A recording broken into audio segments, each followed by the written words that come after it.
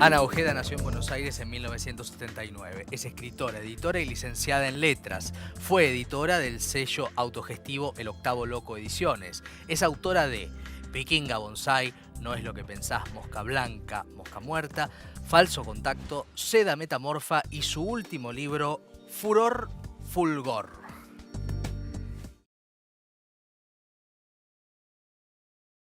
Es que no soy muy de regalar libros porque tengo el problemita del acopio y la fetichización, pero sí soy mucho de recomendar la lectura de libros que después quien recibe la recomendación debería ir a comprar o a conseguir. Un libro que recomiendo muchísimo es La creación del patriarcado de Gerda Lerner, que me parece fundamental. En general, sí, recomiendo más ensayo que ficción, porque me parece que los libros de ensayo muchas veces contienen pistas para una vida mejor. No que la ficción no las tenga, muchas veces las tiene también, pero a mí me funcionan como laboratorio de pensamiento y de imaginación de otras realidades posibles. Por lo tanto, en general recomiendo libros de ensayo. Últimamente, por ejemplo, recomendé mucho el libro de María Mies, una feminista alemana que escribió un librazo que se llama Patriarcado y Acumulación a nivel mundial, que es fundamental en mi opinión. Trato de no admirar a nadie de todas maneras porque estoy en contra de los héroes y de las heroínas, ¿no? Me parece que en el momento en que ponemos a alguien en un pedestal es el momento en que empieza a caer esa persona indefectiblemente, ¿no? Por lo tanto, más que como admiración, me parece que los sigo y las sigo con muchísimo interés. En este momento, por ejemplo, sigo a la literatura de Marina Clos con mucho interés, a la literatura de Susie Shock, que me parece una persona súper luminosa también. Bueno, hay muchísimas autoras y autores que me gustan, que leo con placer y que cada vez que sacan un libro... Estoy leyendo un libro de Kate Millett, que es una feminista norteamericana del siglo pasado, que se llama Viaje al manicomio. Ella escribió un libro fundamental de la segunda ola del feminismo que se llama Política Sexual, que fue fundamental además para su contexto, el contexto estadounidense, y después de ese libro, que tuvo muchísimo éxito, cayó en una depresión maníaco-depresiva o en un cuadro maníaco depresivo, según lo entienden los médicos. Ella siempre lo disputó eso, incluso cuando la encerraron en un manicomio en contra de su voluntad y la medicaron en contra de su voluntad. Entonces después, años después, escribió este libro relatando todo ese infierno y un poco reflexionando sobre quién es dueño o dueña de la libertad de las personas y qué significa la locura en nuestro tipo de sociedades. No me parece una coincidencia que ella haya caído en la locura, como también lo hicieron un montón de otras feministas que pusieron el cuerpo para imaginar sociedades no patriarcales o diferentes y que evidentemente eso les pasó factura. Shulamit Firestone es otra que se terminó suicidando, por ejemplo, ¿no? Bueno, eso es lo que estoy leyendo. Supera. Está escrita en lenguaje inclusivo. Sí, sí, contiene lenguaje inclusivo adentro, además de muchas otras cosas. Hashtags. Sí, hashtags. Tampoco yo lo había palabras visto. De otros idiomas. Palabras de otros idiomas, no sé. Oralidades, sí. De todo tipo. Sí. Bueno, contá un poquito. Bueno, no es tu primera novela, tenés no. 4 o 5. Tengo 4 o 5, sí, ni me acuerdo cuántas. Es bueno, mi octavo más o libro menos. Yo acá tengo publicado. la lista. Sí. Octavo libro publicado. Sí. Yo sé que te costó mucho publicar este libro. Bueno, siempre cuesta publicar, ¿no? Pero en estos casos más. Es distinta a todo esta novela, ¿eh? Es distinta a todo. Sí, sí. Sí, digamos, no sé si me costó más publicarla o tuve que encontrar la editora justa, ¿no? La verdad es que estoy muy agradecida con Leonora Diamant, que es la editora de Eterna Cadencia, que fue, bueno, quien estuvo del otro lado de ese puente. Bueno, ¿no? ella está abierta para escuchar nuevos lenguajes y demás, ¿no es cierto? Sí. Hay otros editores que... Vos misma sos editora. Sí, de no ficción. sí, de no ficción. Sí. Ahora en un grupo grande. Pero antes tenías una editorial, El Octavo Loco se llama, que a mí siempre me ha llamado la atención por Los 7 Locos. Sí. No está más en la editorial. No, nos agarró una crisis. Una crisis y se terminó la editorial. Sí, es una de las que cerró. Ya teníamos igual 13 años largos encima y un desgaste importante. ¿Por qué desgaste? Y porque, bueno, yo tengo un trabajo de oficina, digamos, de día, que me consume la mayor parte de mis horas. Claro. Además quería escribir y, digamos, tener una familia. Y además el proyecto. Todo. Entonces eran como demasiadas ventanas. Sí. Habíamos arrancado en 2005, que fue un momento muy fructífero para los pequeños sellos. Fue cuando muchos de los sellos que hoy en día ya se están instalando y se están profesionalizando, estaban empezando. Era un momento muy lindo para arrancar y queríamos poner a circular de nuevo autores argentinos que no se encontraban de la década del 20 y de ahí empezamos a sacar otras cosas y bueno, la verdad es que el entusiasmo retroalimenta mucho, pero también nos encontrábamos con limitaciones de tiempo, de conocimientos, de partes de la cadena editorial que no quería hacer, ¿no? Claro. Por ejemplo, vender. Claro, por ejemplo, esos detalles. Claro, entonces, bueno, lo fuimos sosteniendo como pudimos hasta que en un momento ya realmente yo me sentía muy casi solamente angustiada, ¿no? Claro, por todos estos temas, te va tomando la problemáticas. angustia y todo lo demás queda al lado. Claro, entonces ahí como que me sinceré y dije, bueno, ya es una etapa hermosa, pero que creo que tiene que llegar a su fin. En un momento tuve unos meses como de debate interno de bueno, y si no, si vuelvo con menos libros y después la dejé ir y la verdad es que ahora estoy muy en paz con esa decisión. Y tenés más tiempo para tu propia escritura también. Claro, y tengo más tiempo y digamos, ya me enfoco más en todo lo que es mi escritura.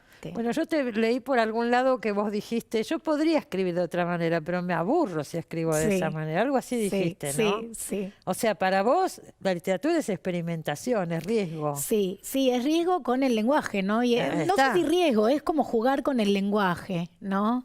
Pasan cosas, porque uno diría cuál es el argumento. Por ejemplo, en las primeras páginas la protagonista se muere. Sí. Entonces vos decís, esto sí que no me lo esperaba. Claro. Y sí, ¿te pasó escribiéndolo que se murió? Sí, se me murió. Se te murió. ¿Y ahora cómo sigue? Claro. Sí, estaba ahí porque la historia cuenta una, vikinga que se va el maridito se va a la selva. Y entonces ella... A la selva paraguaya. Claro. En lugar de decir, bueno, me lo voy a tomar tranquila porque tengo más trabajo, porque me voy a tener que encargar de mi hijo sola, lo primero que se le ocurre es convocar a todas sus amigas a la casa para hacer una cena. Y en el transcurso de esa cena ocurre que se muere. De pronto.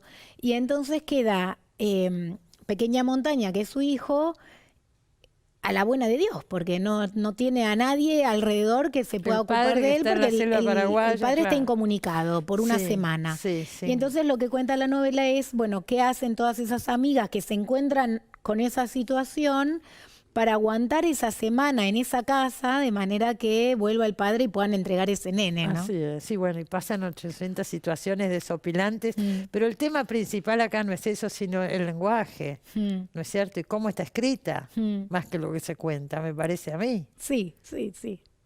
¿Cómo eran tus novelas anteriores? ¿Iban en esta dirección? Por ahí no habían llegado todavía, pero ¿iban por este camino? Tengo un par que eran mucho más tranquilas y digamos convencionales, con un lenguaje mucho más convencional. Sí. Y una estructura siempre como de rompecabezas, ¿no? Que es algo que evidentemente noto que me interesa porque lo vuelvo a hacer todo el tiempo. Claro. Y después a partir de Mosca Blanca, Mosca Muerta, que es una novela que saqué en 2017 con Bajo la Luna, que es la historia de una señora de la cuarta edad que odia al mundo. Ahí como que me empecé a liberar de las pautas, digamos, más tradicionales del lenguaje. Sí, hay que poder hacerlo. Claro, es un desafío hacer un libro así. Es poesía en prosa, en definitiva, el libro. Sí, sí. Digamos, estamos acostumbrados a pensar en la poesía como el trabajo de la materialidad del lenguaje. Sí. Y a mí efectivamente me interesa hacer prosa con ese mismo trabajo, ¿no? Es una prosa que busca poner en evidencia que eso que se cuenta a través de palabras y que las palabras entre sí generan vínculos, ¿no? Total. Y que se llaman a sí mismas o a otras de manera automática o fantasmal, ¿no? Si yo te digo llovía, vos decís a cántaros. Exacto. ¿No? Entonces, bueno, trabajar en ese hiato, en esa cesación que hay entre llovía y a cántaros y cambiar esos vínculos es lo que a mí más me interesa. Claro. Y esta historia es una historia que una vez más demuestra que el arte tiene la posibilidad de prever el futuro, ¿no? Un poco. Porque cuando vos ya estabas, me imagino que terminada la novela, sucede algo que en la novela se habla, que es la prohibición de ese lenguaje inclusivo, ¿no? Es una de las subtramas de ese movimiento, de esas hordas feministas a lo 1789, ¿no? ¿Cómo nace la idea de este furor fulgor, que es también una avanzada del lenguaje y una avanzada de los movimientos feministas discutidos y perseguidos, ¿no? Como una tensión. Claro, sí, la novela estaba impresa ya cuando pasó lo de la ciudad autónoma de Buenos Aires prohibiendo el lenguaje inclusivo. Yo en Furor Fulgor no trabajo con el inclusivo porque venía de escribir Vikinga Bonsai, entonces me parecía que era aburrido repetirme y volver a... Ya lo habías explorado. Ya lo había explorado, ya lo que quería decir lo había dicho. Entonces, en esta novela me pareció más interesante avanzar directamente al femenino no marcado. ¿Qué significa? Que es usar el femenino como todos y todas usamos el masculino. Es decir, como neutro, como si fuera un neutro. Pero como si existiera lo neutro, ¿no? Exactamente, como si existiera un universal humano y ese universal bajara al lenguaje con, digamos, la forma de lo masculino, ¿no? Entonces yo dije, bueno, si saco el masculino y pongo ahí el femenino, ¿qué pasa? Y ahí empezó a armarse esta historia, porque realmente lo que sucede es que cuando está todo en femenino y cuando los grupos mixtos los decís en femenino y cuando el universal, si yo dijera una piensa que y soy un varón y eso está correcto, lo que te pasa es que te olvidás que hay varones en la historia, ¿no? Pasan desapercibidos. Claro, que es lo contrario a lo que en realidad pasó. Exacto. Entonces, un poco temerosa de la potencia de esta exploración, dije, tengo que inventar una digamos, una excusa argumental que habilite este uso del femenino no marcado. Y entonces se me ocurrió que podían prohibir toda otra forma de hablar, ¿no? Y de escribir. Entonces dije, por decreto se va a tener que hablar en femenino, ¿no? Y así arranca la novela, en realidad. Y eso genera mucho malestar y de hecho la revolución que acontece, en parte, acontece por eso, Claro, ¿no? claro, la reacción popular. Exacto, incluso dentro de las feministas. Porque hay muchas feministas que no quieren que las obliguen a hablar de una manera en particular, ¿no? Exacto, y eso se ve incluso desde la tapa y obviamente en la trama, entendiendo que en definitiva la pugna es por la libertad. Exacto. ¿No? Yo creo que ahí está uno de los elementos centrales de la novela, ¿no? Entender que las razones pueden ir variando, porque a veces hay derechos que se conquistan y se va más adelante, pero en definitiva es la libertad. Sí, ¿y qué significa también la libertad? Porque no es necesariamente una libertad individual, porque lo que pasa muy pronto en la novela es que se desarticula todo el sistema que nosotros y nosotras conocemos como statu quo, y lo que se genera son grupúsculos de pequeñas comunidades que pugnan, digamos, para hacia adelante, mancomunadas, porque de otra manera no podrían sobrevivir, ¿no? Sí.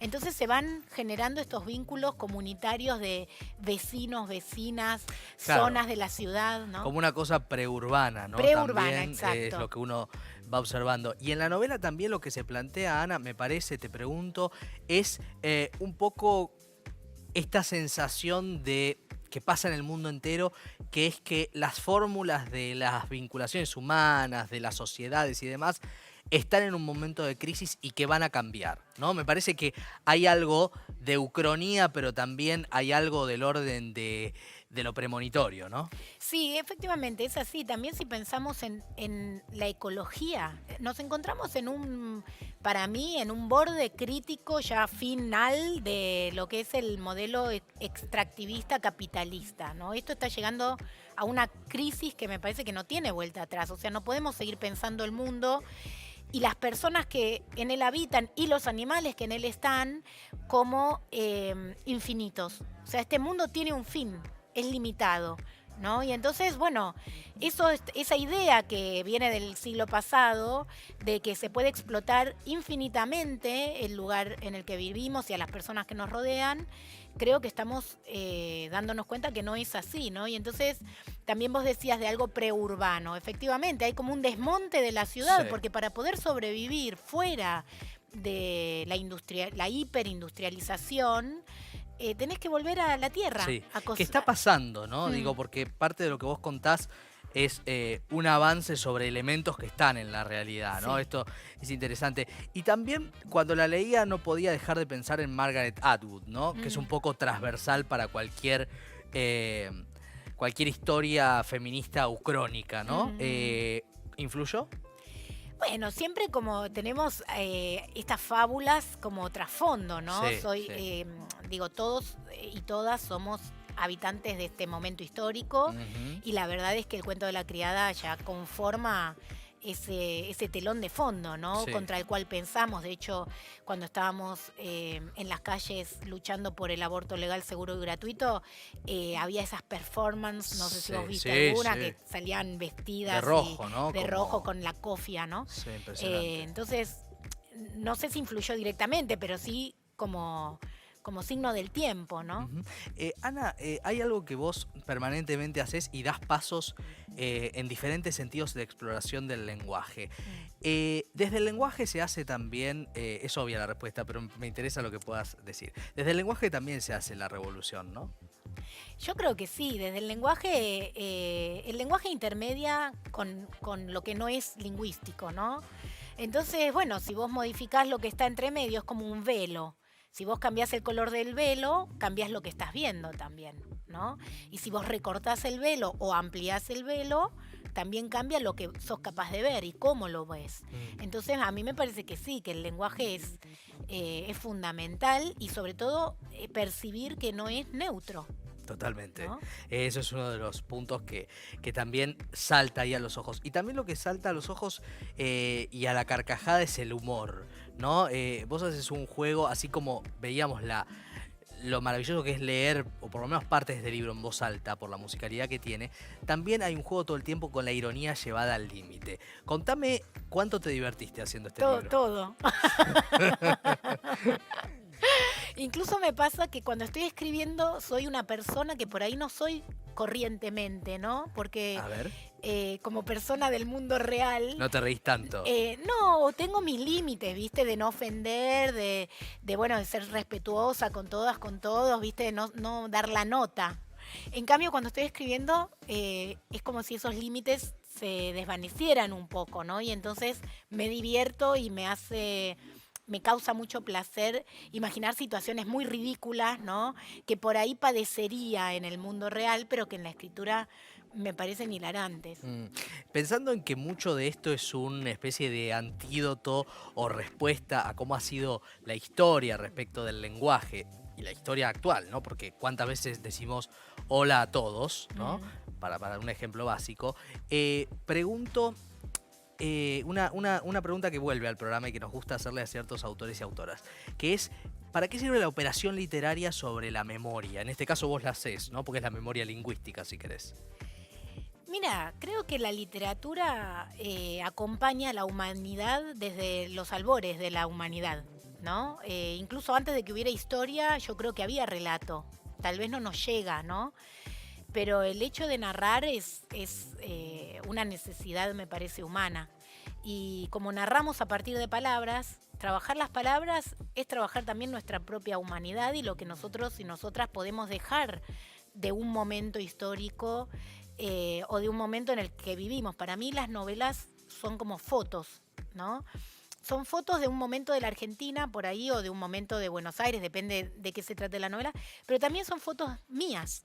O sea, yo internas, cuando yo agarro un libro, que no lo hago nunca, pero si lo hago y leo algún párrafo de una novela de 2012, por ejemplo, me acuerdo inmediatamente lo que sentía y como mi estar en el mundo en ese momento, claro, ¿no? Hermoso. Entonces es como una caja de Pandora que voy cerrando o una cápsula que voy cerrando y voy guardando ahí para la posteridad si en algún momento se lee.